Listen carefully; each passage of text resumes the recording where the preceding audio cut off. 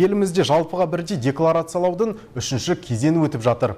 Декларанттар күнтізбелік жыл ішінде алынған кірістер туралы, оларға қолданылатын салық шегерімдері, мүлікті сатып алу немесе иеліктен шығару туралы мәліметтер, шетелдік банктердегі банк шоттарындағы ақша туралы ақпарат беруі тиіс.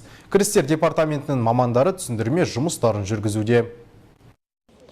Салық және өзгеде міндетті төлемдер соңғы кезде жиі айтыла бастаған ақша аударымдарына шектеу, декларация тапсыру.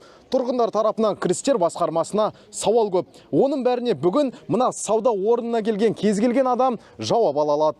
Елена Прибулова жеке кәсіпкер. Жалпыға бірдей декларациялау бойынша сауал туындаған. Одан басқа енгізілген жаңа ережелер мен салыққа қатысты түсінбеген сұрақтар бар. Бәрінің жауабын осы жерден білді.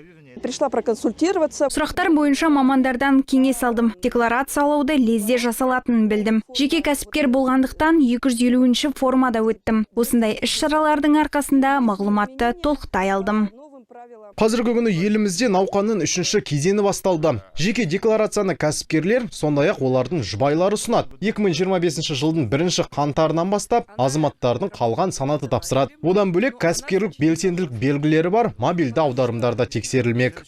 24 жылда 1-ші қаңтардан бастап 15-ші қыркүйекке дейін жеке кәсіпкерлер және де құрылтайшылар, заңды құрылтайшылар бірге әйелдермен, жұбайлармен тапсырады 250 форма декларацияны. Декларациялаудың негізгі мақсаты сыбайлас жемқорлық пен көлеңкелі экономика деңгейін төмендету, жеке тұлғалардың кірістерін бақылаудың тиімді тетігін құру. Алдыңғы 2 кезең мемлекеттік қызметшілер мен теңестірілген тұлғаларға, квазимемлекеттік сектор қызметкерлеріне әсер етті. Барлығы 2,600,000 адам қамтылды.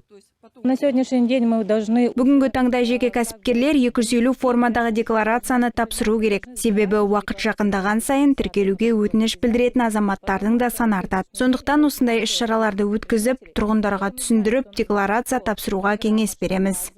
Декларацияны 2020 жылғы 15-ші қыркүйекке дейін тұрғылықты жері бойынша тапсыру қажет. Оны салық төлеуші кабинеті, электрондық үкімет веб-порталдары, е-салық азамат, халық, банк, центр кредит, мобильді қосымшалары арқылы ұсынуға болады. Сондай-ақ азаматтар декларацияны қағаз нұсқада пошта арқылы немесе өздері барып тапсыруға құқылы. Рахат Сейтхан, Алексей Қостанай телеарнасы.